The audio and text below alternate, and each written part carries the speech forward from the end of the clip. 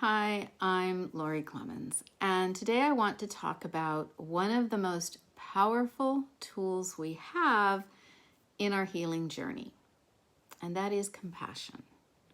Not just for others, but especially for ourselves. We live in a world that rewards pushing through, hustle, toughen up, keep going no matter what. And for many of us with a history of chronic illness, that mindset gets wired in deep.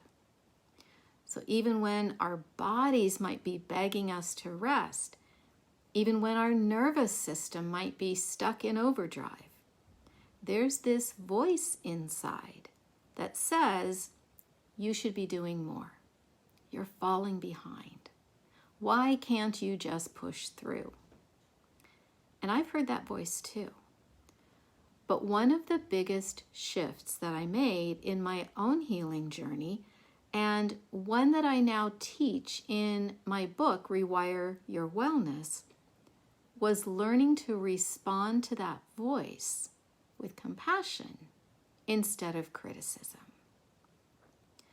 Self-compassion in neural retraining isn't just a nice idea. It's a biological need. And yet, it's so easy to be self-critical. For many of us, it's become automatic.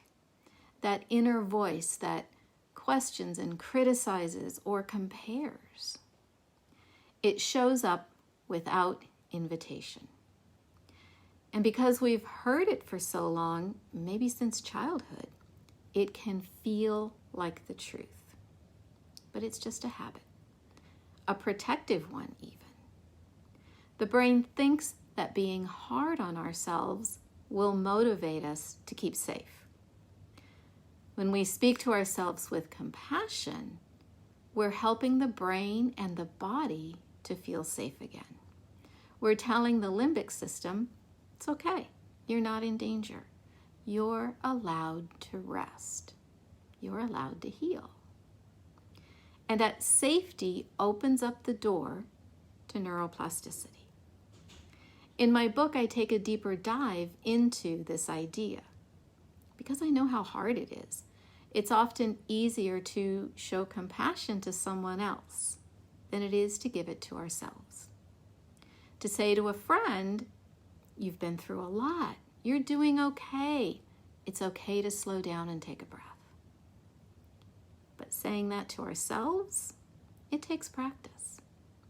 That's why compassion is a skill that we build in neural retraining. And it's a choice that we get to make every day. You are not lazy. You are not weak. You are not broken. You are healing. And healing doesn't happen through pressure or force. It happens through partnership with your body, with your mind, and your nervous system. When we soften the way that we speak to ourselves, when we pause and say, I see you, I know you're trying, I'm here with you. That's when the nervous system starts to exhale. That's when the body feels safe enough to begin rebuilding.